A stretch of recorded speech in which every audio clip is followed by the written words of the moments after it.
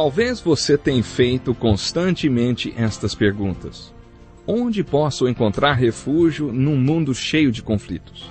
Ou, como e onde posso encontrar força para vencer nesse mundo que oferece tantas derrotas? Acompanhe agora com o pastor Edson Bruno mais um programa Encontro com a Palavra.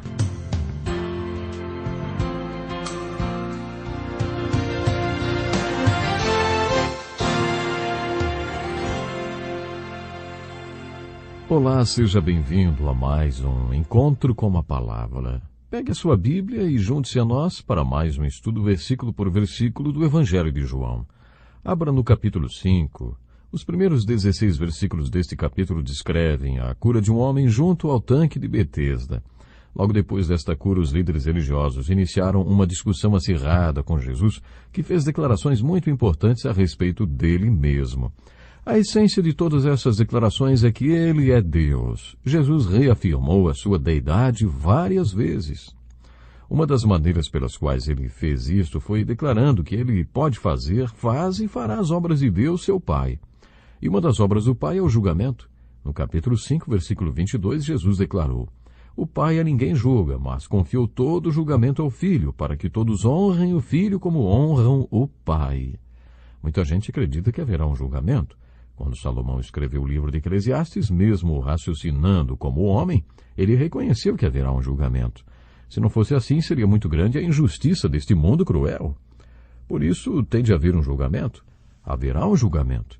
Além de crer neste julgamento, Jesus declara que o Pai não julga ninguém, mas deu esta responsabilidade ao Filho, Jesus.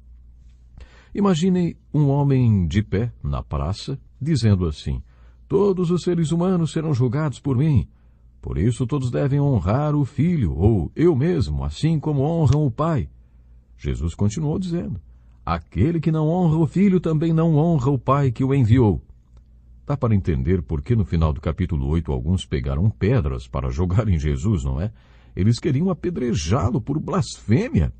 E se essas declarações não fossem verdadeiras, seriam uma grande blasfêmia, não é mesmo? Como alguém pode acreditar na inspiração divina das Escrituras e não crer na deidade de Jesus Cristo? O fato é que Jesus Cristo era Deus e não apenas um grande mestre ou líder. Ele era quem dizia que era. A palavra era Deus. Jesus era Deus de todas essas maneiras maravilhosas, e era isto que ele estava dizendo nesse trecho das Escrituras. No capítulo 4 do Apocalipse, lemos sobre uma porta que se abre para o céu, de onde avistamos um trono. Quando interpretamos toda a cena descrita no capítulo 4 de Apocalipse, observamos que a adoração no céu não é dada ao Pai, mas ao Cordeiro, o centro de toda a adoração ali. Na descrição do Apocalipse, o Cordeiro aparece como se tivesse sido morto por causa do que fez. Ele deu sua vida para redimir todos os povos de todas as tribos e nações, de todas as gerações da face da terra. O Apocalipse apresenta esta verdade através de uma simbologia muito bonita. Do capítulo 5 ao 8 de João, Jesus apresenta esta mesma verdade. Nos capítulos 4 e 5 do Apocalipse, quando a porta se abre para o céu, mostrando o que acontecerá na eternidade, percebemos que todas as alegações feitas por Jesus no Evangelho de João serão cumpridas literalmente porque são verdadeiras. No versículo 24 de João, capítulo 5, Jesus diz assim: "Eu lhes asseguro, quem ouve a minha palavra e crê naquele que me enviou, tem a vida eterna e não será condenado, mas já passou da morte para a vida." Foi isso que Jesus declarou no capítulo 3, na conversa que teve com Nicodemos. O que Jesus estava dizendo era: se vocês creram no que eu estou dizendo, terão vida eterna e não entrarão em julgamento, terão passado da morte para a vida. Além de fazer essas declarações, Jesus ainda disse: "É melhor vocês crerem no que estou falando, porque se vocês crerem, passam da morte para a vida. Mas se não crerem, então passarão pelo julgamento." Você consegue entender por que dissemos que Jesus nos deixa apenas duas escolhas? Ou ele foi um grande mentiroso, ou ele é Senhor. Ou ele era um lunático, ou é o Senhor. Estuda essas declarações de Jesus com seriedade. Isso aí você também deve fazer. Estude com seriedade, depois tome sua decisão. Ao estudar esses capítulos, faça a você mesmo as seguintes perguntas: o que Jesus falou? O que significa tudo o que ele falou? O que tudo o que ele falou significa para mim? Faça isso. Estude o versículo 24 e você verá que os versículos de João 3, 16 e 18 são constantemente repetidos nas declarações de Jesus nos capítulos 5 a 8 deste Evangelho. Preste atenção agora no versículo 25. Eu lhes afirmo que está chegando a hora, e já chegou, em que os mortos ouvirão a voz do Filho de Deus, e aqueles que a ouvirem viverão.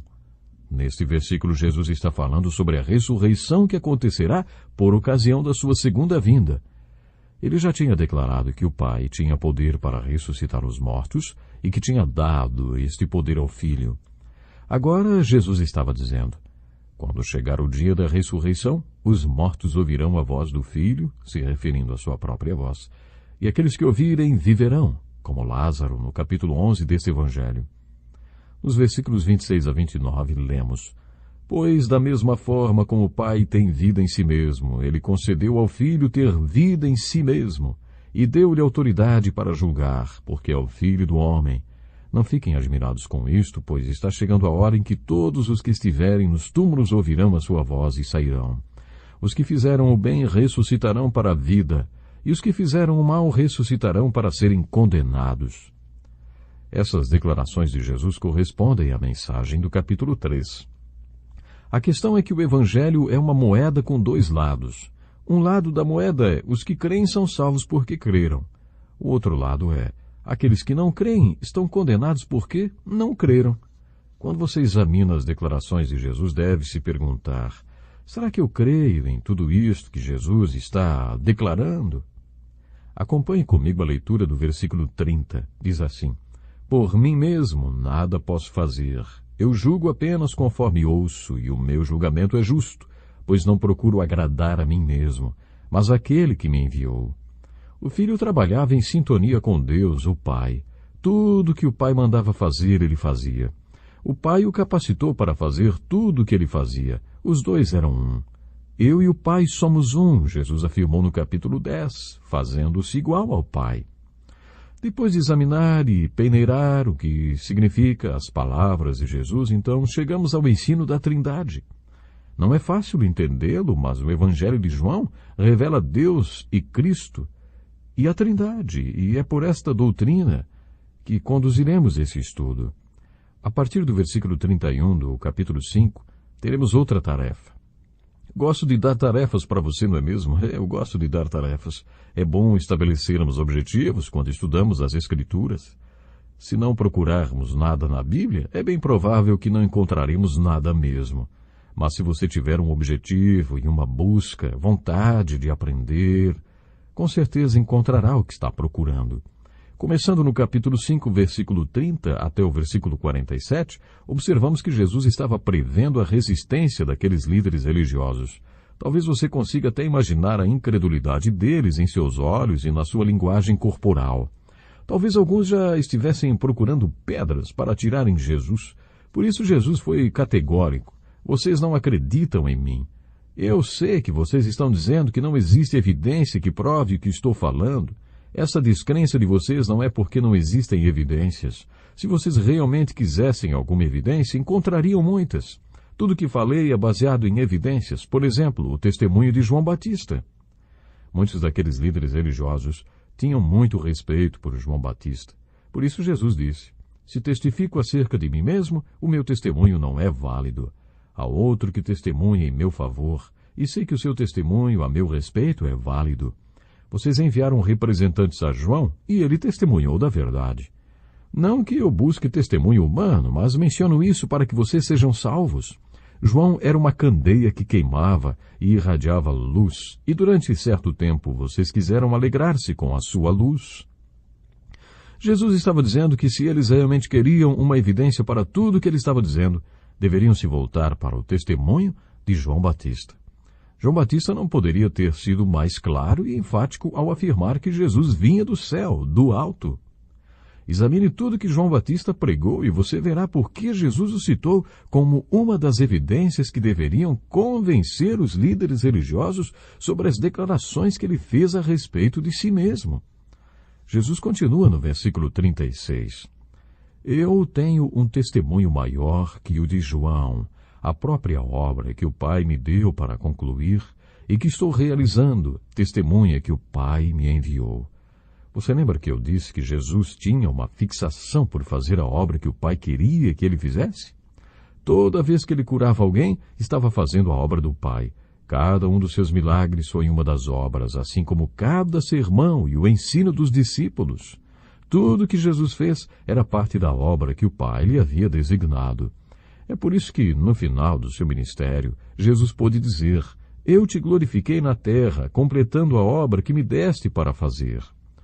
Jesus estava dizendo àqueles líderes religiosos que as obras que o Pai lhe havia designado e que ele estava fazendo testemunhavam que o Pai o havia enviado.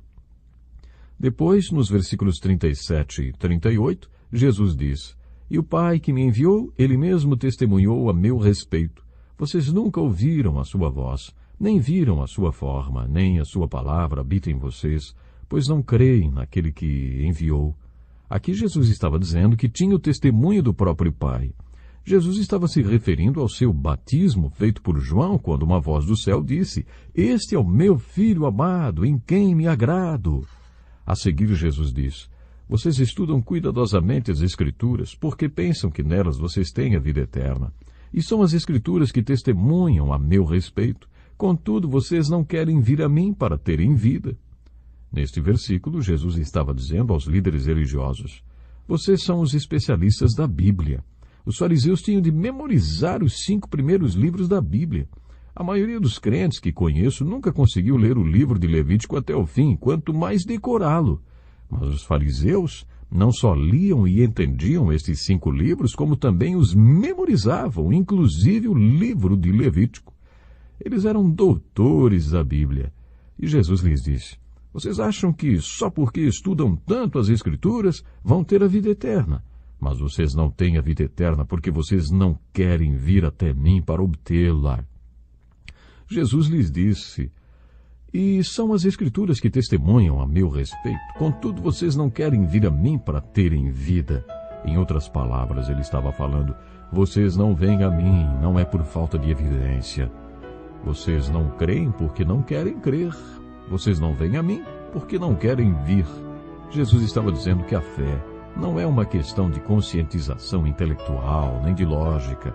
A fé é uma questão de querer. Vocês não querem vir a mim para terem vida.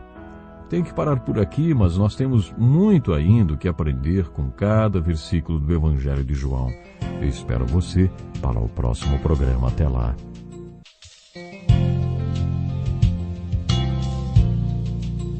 Que lição importantíssima. Obrigado, Pastor Edson Bruno. Prezado ouvinte, coloque em prática o que você ouviu aqui. Sem dúvida, sua vida será grandemente abençoada. Este é um estudo escrito pelo Dr. Dick Woodward, na voz do Pastor Edson Bruno. Escreva-nos e solicite o material. Nosso endereço é Encontro com a Palavra, Caixa Postal 2011, CEP 89201-970, Joinville, Santa Catarina. Até o nosso próximo encontro com a Palavra.